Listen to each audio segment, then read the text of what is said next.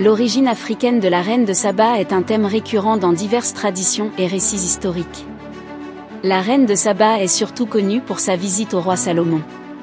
Son origine est entourée de mystères et de mythes, avec des récits variés dans les textes juifs, chrétiens et islamiques. Dans la Bible hébraïque, elle est décrite comme venant d'un royaume riche et prospère, souvent identifié avec l'Éthiopie. Selon la tradition éthiopienne, la reine de Saba, appelée Makeda, aurait engendré avec Salomon un fils nommé Ménélik Ier, fondateur de la dynastie salomonienne. Les récits islamiques, notamment dans le Coran, la nomment Bilki et la présentent comme une souveraine sage et puissante. L'origine de la reine de Saba continue de susciter l'intérêt des historiens et des archéologues, cherchant à démêler les faits des légendes.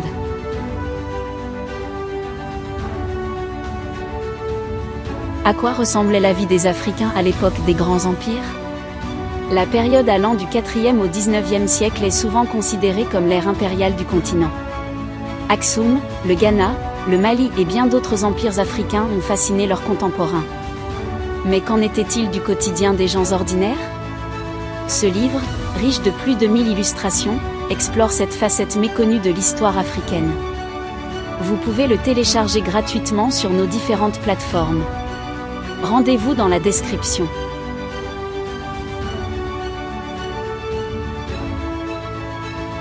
Selon Flavius Joseph dans ses Antiquités judaïques, 8, 165-73, la reine de Saba, appelée Nicoli, régnait sur l'Égypte et l'Éthiopie.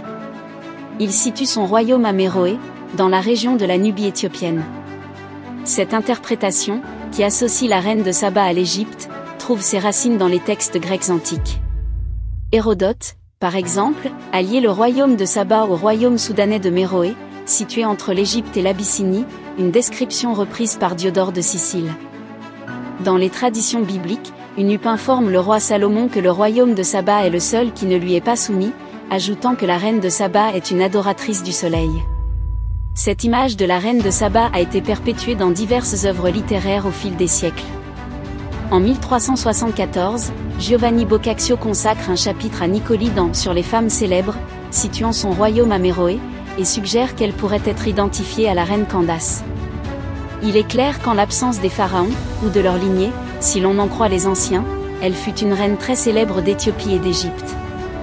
Selon ce que certains disent, elle était reine d'Arcadie, et cela elle avait une très grande maison royale à Méroé, une île du Nil. Et dans cet endroit elle regorgeait de tant de richesses qu'on croyait presque qu'elle surpassait tous les hommes. En effet, bien que nous ne connaissions pas le maître, nous savons qu'elle était parée de tant de connaissances des choses du monde, que cela semblait quelque chose de miraculeux. Ce qui semble aussi être confirmé par l'Écriture sainte, par l'autorité de laquelle il est démontré que celle qu'on appelle Saba. Quittant son royaume merveilleux, passant l'Éthiopie pour le rivage de la mer Rouge et les déserts d'Arabie avec une compagnie si splendide, avec des dépenses si magnifiques et une très grande multitude de familles. Que Salomon lui-même, riche entre tous les rois, s'émerveilla de cette femme. Ce qui lui fut reçu avec le plus grand honneur. Et il y en a qui croient que cette même était Candace, reine de Méroé, de laquelle les rois d'Égypte furent alors appelés pendant longtemps Candace, comme on avait autrefois appelé les pharaons. En 1565, William Bulin, dans A Dialogue Against the Fair Pestilence, décrit l'Éthiopie et sa principale ville, Meroa, également appelée Saba, affirmant que la reine y est enterrée dans un immense tombeau orné de pierres précieuses. Il mentionne également les légendaires monts de la Lune, supposés être la source du Nil. Sivi. Avez-vous déjà été au pays d'Éthiopie ? Mandax. Je connais toute cette terre, c'est une terre extrêmement grande. Elle s'étend de l'équateur vers le pôle antarctique et est issue à la fois de l'Asie et de l'Afrique, près du fameux fleuve, traversant l'île et les longues montagnes appelées Luna. Le prêtre Jean habite dans la partie est. La principale ville s'appelle Meroa, autrefois Saba. La reine de cette ville est venue à Salomon. Je l'ai vue enterrée à Meroa, presque aussi large et aussi longue que Westminster Hall, faite de pur cristal et d'or, ornée de saphirs et de diamants coûteux, chaque pierre pesant 20 livres.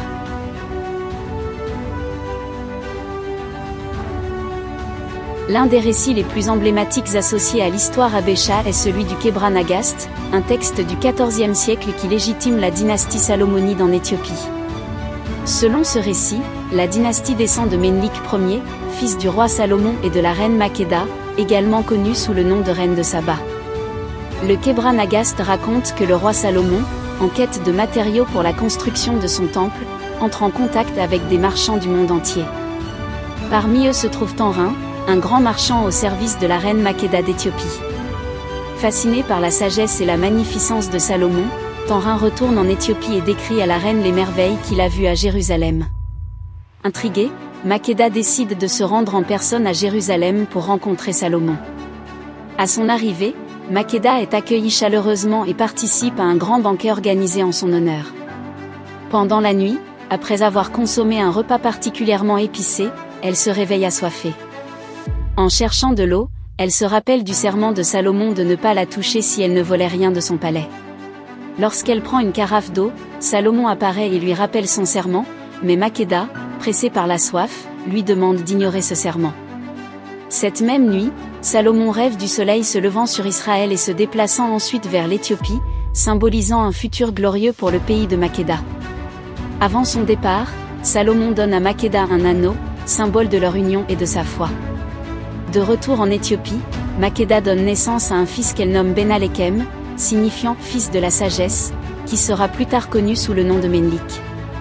Lorsque Ménelik atteint l'âge adulte, il décide de se rendre à Jérusalem pour rencontrer son père. Salomon, impressionné par son fils, le reçoit avec honneur mais ne parvient pas à le convaincre de rester en Israël. Avant son retour en Éthiopie, Ménelik est oint roi par le grand prêtre Zadok et prend le nom de David. Accompagné de nobles de Jérusalem, Ménelik retourne dans son pays, emportant avec lui l'arche d'alliance, volée par Azaria, le fils du grand prêtre. Cette arche, qui selon la tradition est encore en Éthiopie, devient un symbole central de la foi et de la légitimité royale à Bécha. Salomon, apprenant le vol, ordonne de garder le silence et de placer une copie de l'arche dans le temple. Le Kebra Nagast relie également la reine Makeda à une dynastie plus ancienne fondée par Angabo en 1370 avant Jésus-Christ. Les traditions varient sur son lien exact avec Angabo. Dans certaines versions, elle est la fille du roi Zeda-Sebado, dans d'autres, elle est la descendante directe d'Angabo. Angabo est souvent considéré comme le fondateur d'une nouvelle dynastie, et Makeda comme l'une de ses héritières les plus célèbres. Les récits varient aussi sur ses successeurs, mentionnant des figures comme Zakdur, Jedur, Zeda-Sebado et Karnazia, le père de Makeda. Une tradition affirme que Makeda accède au trône après la mort prématurée de son frère, le prince Nourad, et règne sur le royaume pendant environ 50 ans. La structure du Kebra Nagast se divise en 7 grandes parties, incluant le fondement de la religion d'Israël avec ses patriarches, la vie de la reine de Saba, le règne de Ménelik Ier, l'arche d'alliance, le déclin du royaume de Salomon, le développement du royaume de Saba, et les prophéties. L'originalité de ce texte réside dans sa manière de relater la gloire des rois sans se conformer aux critères historiques occidentaux. Le but du Kebra Nagast n'est pas de glorifier un roi en particulier, mais de souligner l'identité d'une communauté glorieuse et pleine d'espérance. En intégrant une histoire populaire séculière dans un document sacré, le compilateur Isaac historise et politise la religion, élevant le sens populaire de l'identité à un niveau spirituel et moral. Le Kebra Nagast fut compilé par des scribes tigréens qui s'inspirèrent de l'Ancien Testament, du Coran, de certains passages talmudiques et de divers textes deutérocanoniques. La tradition copte égyptienne propose une autre perspective fascinante sur l'origine de la reine de Saba, en la liant directement à l'Afrique. Les récits coptes situent souvent son royaume en Éthiopie et soulignent une connexion profonde avec la culture et la religion de cette région. Une légende copte conservée sur un papyrus à Berlin raconte l'histoire de la rencontre entre Salomon et la reine, qui est ici décrite comme une reine éthiopienne dotée de connaissances ésotériques. Selon cette légende, la reine de Saba se rend à Jérusalem pour tester la sagesse de Salomon. Lors de leur rencontre, elle lui offre un pilier sur lequel tout le savoir terrestre est inscrit. Salomon, impressionné par son savoir et sa beauté, la soumet par un stratagème et récupère le pilier grâce à l'aide d'un de ses démons. Ce récit met en lumière non seulement la richesse culturelle de l'Éthiopie ancienne, mais aussi l'interaction entre les traditions africaines et celles du Proche-Orient. L'écrivain et égyptologue Émile Amélino a également exploré les traditions éthiopiennes relatives à la reine de Saba. Dans son ouvrage, il traduit un conte chrétien égyptien intitulé « Comment le royaume de David passa aux mains du roi d'Abyssinie. La légende raconte que Salomon, fasciné par cette reine mystérieuse, envoie l'un de ses serviteurs récupérer un pilier d'Éthiopie contenant des secrets divins. Les Coptes égyptiens intègrent ainsi la reine de Saba dans une tradition qui relie l'Éthiopie à Israël et à la royauté de David. Ils la considèrent comme une ancêtre des rois éthiopiens, établissant ainsi une légitimité divine pour la dynastie éthiopienne. En résumé, les traditions coptes égyptiennes et éthiopiennes présentent une origine africaine distincte pour la reine de Saba, enrichissant le mythe avec des éléments culturels et religieux spécifiques à l'Afrique. Ces récits offrent une perspective unique sur la reine de Saba, soulignant son rôle crucial dans l'histoire et la légende de l'Afrique et du Proche-Orient. En mai 2008, des archéologues de l'université de Hambourg ont annoncé avoir découvert le palais de la reine de Saba en Éthiopie. Les vestiges se situent sous le palais d'un roi chrétien, suggérant qu'une version antérieure du palais avait été remplacée par une structure orientée vers l'étoile de Sirius, vénérée par la reine de Saba et son fils Ménelik selon la Bible. L'origine africaine de la reine de Saba reste un élément central de cette histoire, ancrant profondément cette figure légendaire dans le patrimoine culturel et historique éthiopien.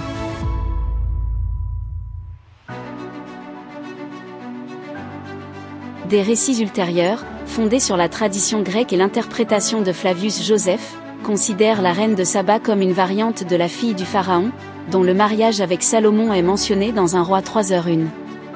La fille du pharaon est décrite comme épousant Salomon pour cimenter une alliance politique entre la monarchie d'Israël et l'Égypte. Bien qu'il n'existe aucune preuve archéologique d'un tel mariage, les allégations sont formulées à plusieurs endroits dans la Bible hébraïque. Un roi 3h1 décrit ce mariage. Salomon s'allia par mariage avec Pharaon, roi d'Égypte. Il prit la fille de Pharaon et la fit entrer dans la cité de David, jusqu'à ce qu'il eût achevé de bâtir sa maison, la maison de l'Éternel et la muraille de Jérusalem tout autour. Le choix de la fille de Pharaon dans les récits de Salomon est significatif, car un traitement similaire n'est pas accordé à ses nombreuses autres épouses et concubines. Certains érudits pensent que ce mariage particulier démontre la richesse et la puissance de la monarchie hébraïque, car les filles de Pharaon ne se mariaient généralement pas en dehors de leur propre famille, ce qui peut indiquer une faiblesse du royaume égyptien à cette époque.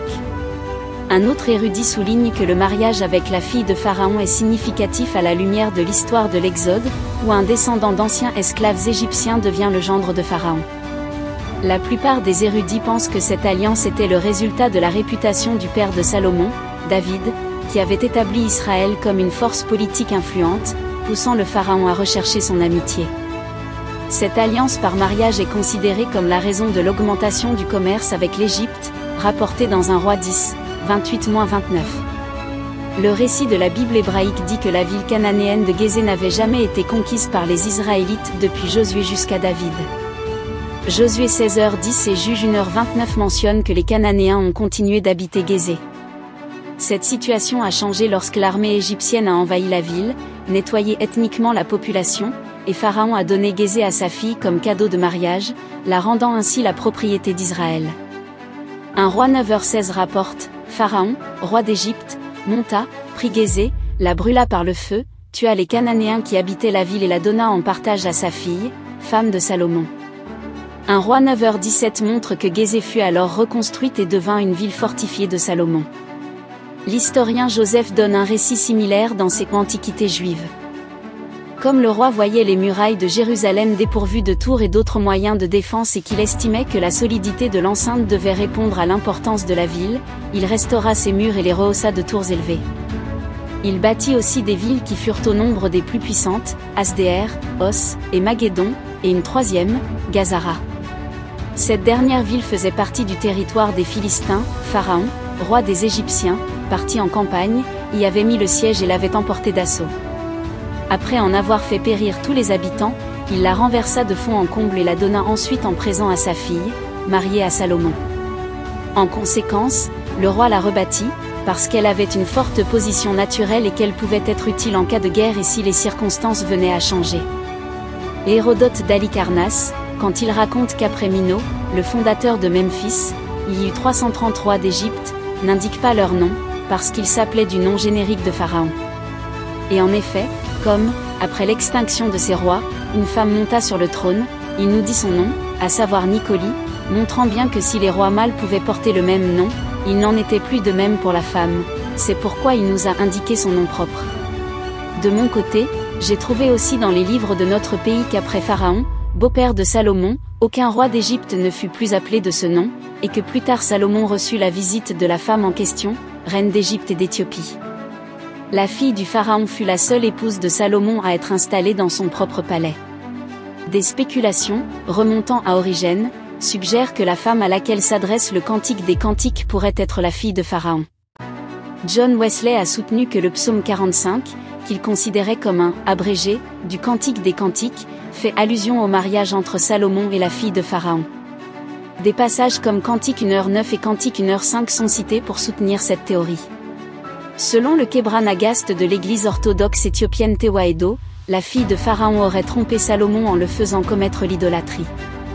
Dans ce texte, elle était contrariée parce qu'il avait couché avec la reine de Saba et engendré Ménelik, qui aurait emporté l'arche d'alliance en Afrique lorsque la reine était revenue avec lui. Les érudits ont tenté de nommer la fille du pharaon et de déterminer l'identité de son père. L'encyclopédie catholique suggère que le pharaon était probablement Psouséné II, le dernier roi de la 21e dynastie. D'autres chercheurs proposent que ce soit le pharaon Siamon qui a conquis Gizeh et l'a donné à Salomon.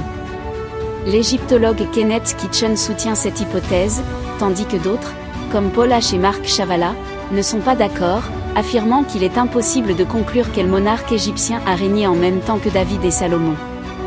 Le professeur Edouard Lipinski suggère que Gizeh, alors non fortifiée, a été détruite à la fin du Xe siècle, ce qui rend peu probable son association avec Salomon. Il propose que le pharaon était probablement Sheshonq Ier. Cependant, les fouilleurs du site, Stephen Ortiz et Samuel Wolfe, soutiennent que les preuves archéologiques indiquent que Gizeh a été détruite au début du Xe siècle, à l'époque de Siamon. Des artefacts découverts à Gizeh, comme un sphinx en bronze avec l'inscription « Siamin, bien-aimé d'Amon », soutiennent cette identification. Certains égyptologues voient un problème dans l'histoire de Salomon et de la fille du pharaon, car il n'existe aucune trace de princesse égyptienne utilisée pour former des alliances par le mariage à cette époque. Brian Roberts note que la 21e dynastie égyptienne était ultra-orthodoxe et n'aurait probablement pas marié une princesse à un dirigeant étranger. Il cite un exemple antérieur où Amenhotep II avait refusé la demande d'un roi du Mitanni pour la main de sa fille. Cependant, d'autres égyptologues réfutent ces affirmations, soutenant qu'il y a eu des cas où des pharaons ont permis à leurs filles d'épouser des rois étrangers. Crystal Pierce note le cas de la reine égyptienne Dakamanzu, fiancée à un prince hittite.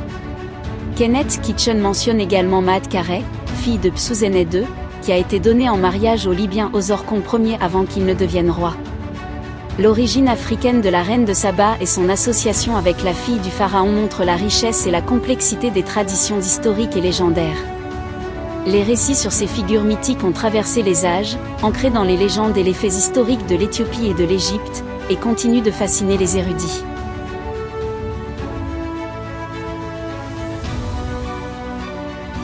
L'origine africaine de la reine de Saba est une thématique récurrente dans de nombreux récits et traditions. Une des figures souvent associées à cette origine est la Sulamite, mentionnée dans le Cantique des Cantiques de la Bible hébraïque.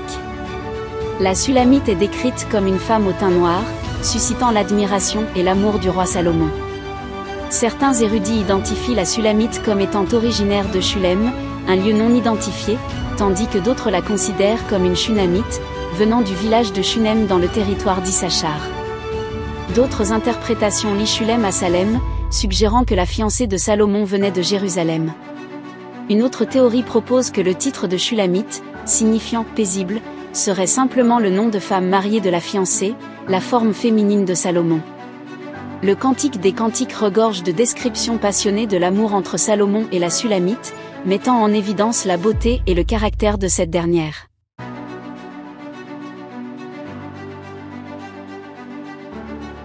Parmi les nombreux récits et légendes qui entourent cette figure mythique, l'une des plus intrigantes provient du clan Yoruba Ijebu-Djebouod au Nigeria. Selon cette tradition, la reine de Saba serait une noble femme riche et sans enfant connue sous le nom d'Olwa Bilikisu Sangbo. Cette identification est soutenue par l'existence d'un système médiéval de murs et de fossés, connu sous le nom d'Eredo, construit vers le Xe siècle de notre ère et qui lui serait dédié. L'archéologue Patrick Darling, qui a dirigé des fouilles sur le site en 1999, souligne l'importance de ces croyances locales. Il a déclaré « Je ne veux pas exagérer la théorie de Sheba, mais elle ne peut être écartée. Les habitants locaux y croient et c'est ce qui est important. » L'argument le plus convaincant contre elle à l'heure actuelle est la datation.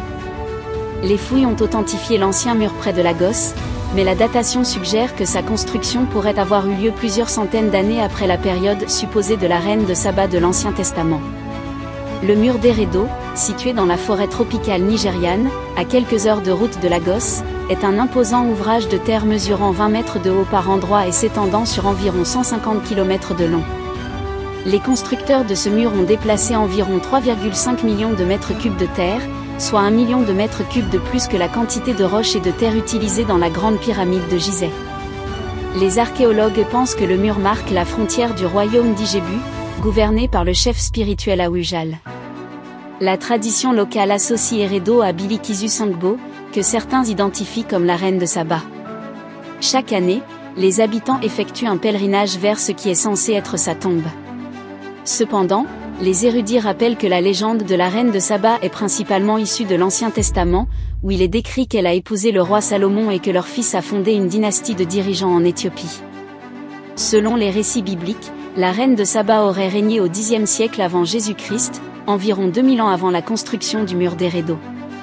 Cette disparité temporelle soulève des questions sur l'identification de Bilikisu Sangbo avec la reine de Saba de la Bible. Les travaux de l'équipe de l'université de Bournemouth, en collaboration avec le Dr Darling, ont permis de mieux comprendre les structures d'Eredo, mais beaucoup reste à découvrir. L'héritage de Bilikisu Sangbo, ou la reine de Saba, continue d'être une source de fierté et de mystère pour les habitants d'Ijebuod et de fascination pour les chercheurs du monde entier.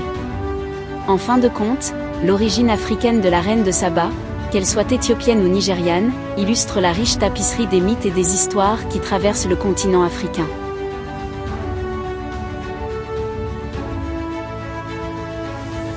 Son royaume, Saba, est souvent associé à une région s'étendant du Yémen au nord de l'Éthiopie et à l'Érythrée. Dans le monde arabe, elle est appelée Balkhi. Il faut souligner que ses sources sont tardives en comparaison à celles plus anciennes, qui la présentent comme une reine africaine.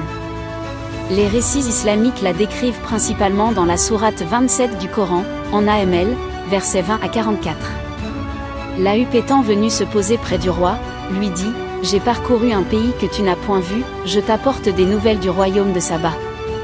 Une femme le gouverne. Elle possède 1000 avantages. Elle s'assoit sur un trône magnifique. Elle et son peuple adorent le soleil. » Impressionné par cette nouvelle, Salomon envoie une lettre à Balkhi, l'invitant à se convertir à l'adoration d'Allah. La reine répond en envoyant des cadeaux somptueux, mais finit par se rendre personnellement à la cour de Salomon, où elle se convertit à sa foi. L'histoire de Balkhi dans le Coran est complétée par des hadiths et des récits arabes anciens. Certains auteurs arabes situent le royaume de Saba en Arabie heureuse, une région florissante correspondant au Yémen actuel. Au XVIe siècle, Martin Luther rend en allemand « Die Königin von Reich Arabien », suggérant ainsi que la reine serait originaire de la région de l'actuelle Arabie Saoudite. Lorsque le rapport de Salomon concernant le nom de l'Éternel parvint à la reine d'Arabie, elle vint le tenter avec Redzelen. Et elle arriva à Jérusalem avec de très grandes choses, avec des chameaux portant des aromates, et beaucoup d'or et de pierres précieuses. Tertullien, un écrivain chrétien du IIe siècle, identifie les rois mages venus d'Orient pour rendre hommage à Jésus comme des rois d'Arabie et de Saba. Cette identification a contribué à renforcer l'idée d'une connexion entre Saba et les traditions judéo-chrétiennes. De plus, des découvertes archéologiques au Yémen, comme le temple de Maram Bilki près de Marib, fournissent des preuves matérielles de l'existence d'un royaume prospère qui pourrait être lié à l'histoire de la reine de Saba. Pour Bède le Vénérable, au 8e siècle, les rois mages symbolisent les nations païennes, en tant que tels, ils sont associés aux 3 fils de Noé, représentant les 3 continents, l'Europe, l'Asie et l'Afrique. Un texte attribué à Bède le Vénérable, intitulé Les Collectanea et Flore, s'inspirant de l'ancien Excerpta Latina Barbari, détaille les noms et la description des mages: Melchior, un vieillard à cheveux blancs et à la longue barbe, Gaspard, jeune et imberbe avec une peau rouge, et Balthazar, roi de Saba, au visage noir et à la barbe entière.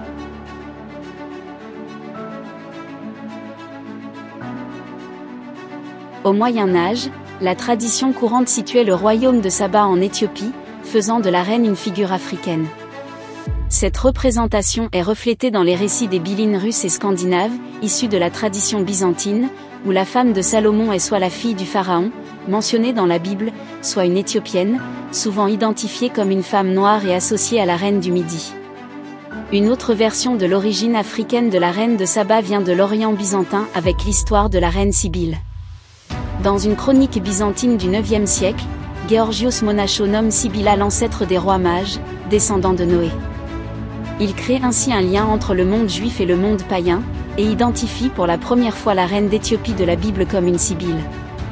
La reine de Saba est ainsi associée à Sambet ou Sab, la Sibylle babylonienne ou égyptienne mentionnée dans les oracles sibyllins, souvent cités par les pères de l'Église. Lorsque la tradition byzantine de la Sibylle arrive en Occident, elle se mêle aux légendes déjà présentes au XIIe siècle, comme celle du bois de la croix, héritée des légendes coptes.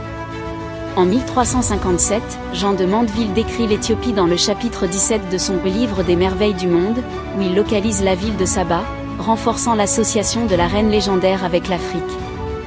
En Éthiopie se trouve la ville de Saba, et le pays dont l'un des 3 rois qui présentèrent notre Seigneur à Bethléem, était roi.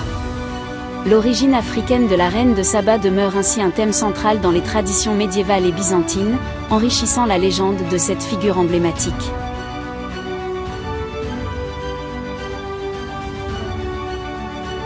Le film américain Salomon et la reine de Saba, réalisé par King Vidor et sorti en 1959, illustre une tendance récurrente dans le cinéma occidental, la représentation biaisée de figures historiques africaines.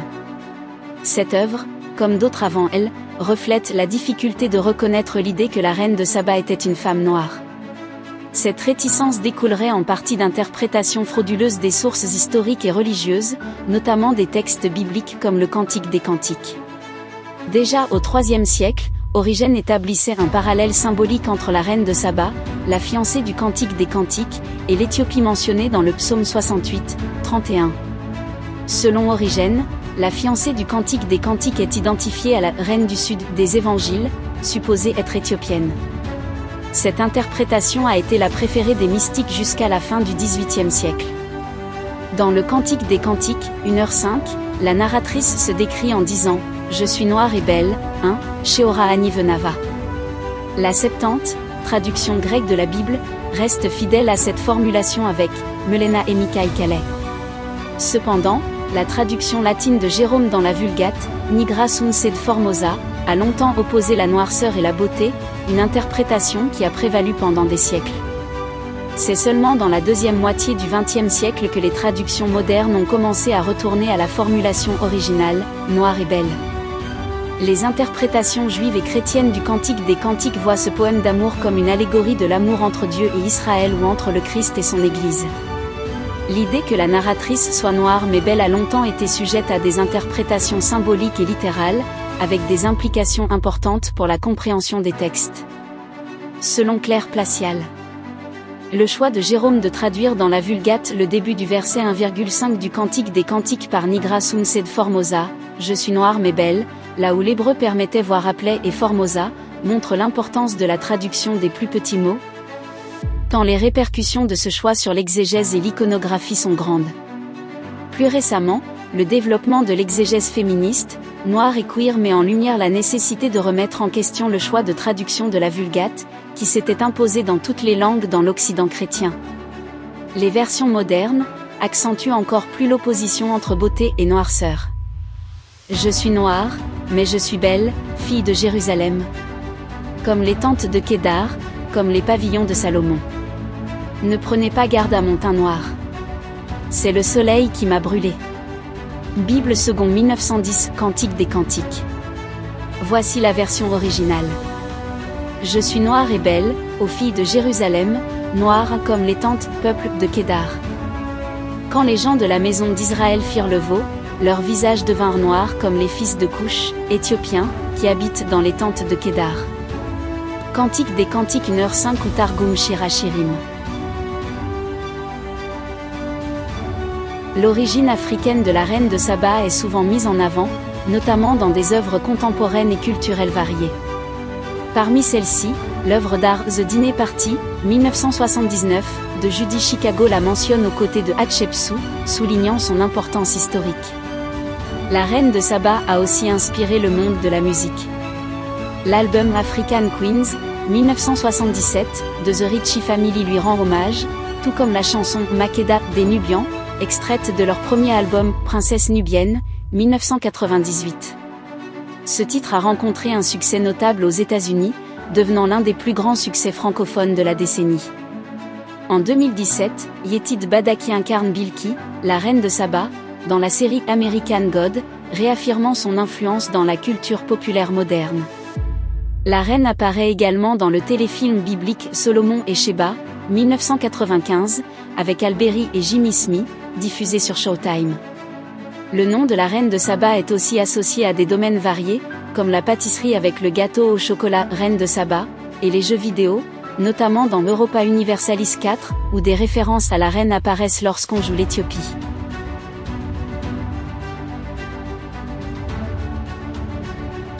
En conclusion, l'origine africaine de la reine de Saba est une convergence de traditions religieuses, historiques et archéologiques. Cette figure légendaire, présente dans les récits bibliques, byzantins, médiévaux et locaux, incarne la richesse culturelle et la diversité ethnique de l'Afrique et du Moyen-Orient, et continue d'inspirer des études et des débats sur ses véritables origines et son héritage. N'oubliez pas de télécharger gratuitement votre livre illustré Afrique impériale, la vie quotidienne au temps des grands empires sur notre site Afromuntu. Le lien est dans la description.